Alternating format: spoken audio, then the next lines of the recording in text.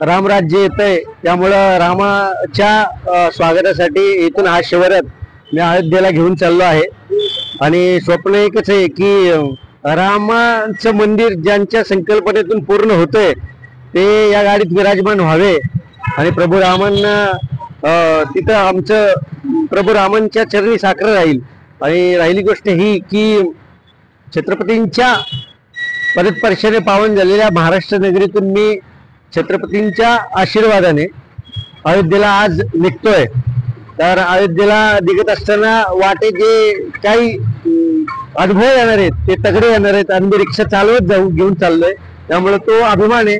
रामराज्य येते, रामराज्याच्या स्वागतासाठी महाराष्ट्रातून हा शिवरथ मी अयोध्येत घेऊन चाललोय। गाडी बनवायला किती दिवस लागले आणि किती खर्च? गाडी बनवायला 3 महिने गेले। गाडीला मोस्टली 3.5 ते 4 लाख रुपये खर्च आला आणि गाडी आता पूर्ण झालेली आहे। त्या हिशोबाने आम्ही कूच करत आहोत अयोध्येकडे। तुमचा किती दिवसांचा प्रवास असणार आहे? तिथे जाऊन कोणाकोणाला भेटणार? तिथं आमचा इथून पुण्यातून निघण्याचा जो प्रवास आहे तो मोस्टली 17, 18, 19 तारखेपर्यंत आम्ही तिथं पोहोचायचं नियोजन आमच्या डोक्यात आहे।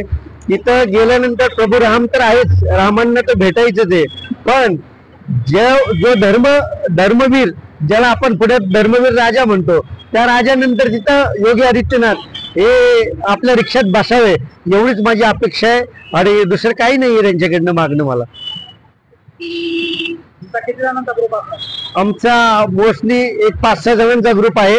त्या 5-6 जणांच्या ग्रुपमध्ये मोस्टली सगळे ड्रायव्हर आहेत, सगळे रिक्षावालेच आहेत आणि त्या हिशोबाने आम्ही जाणार आहोत।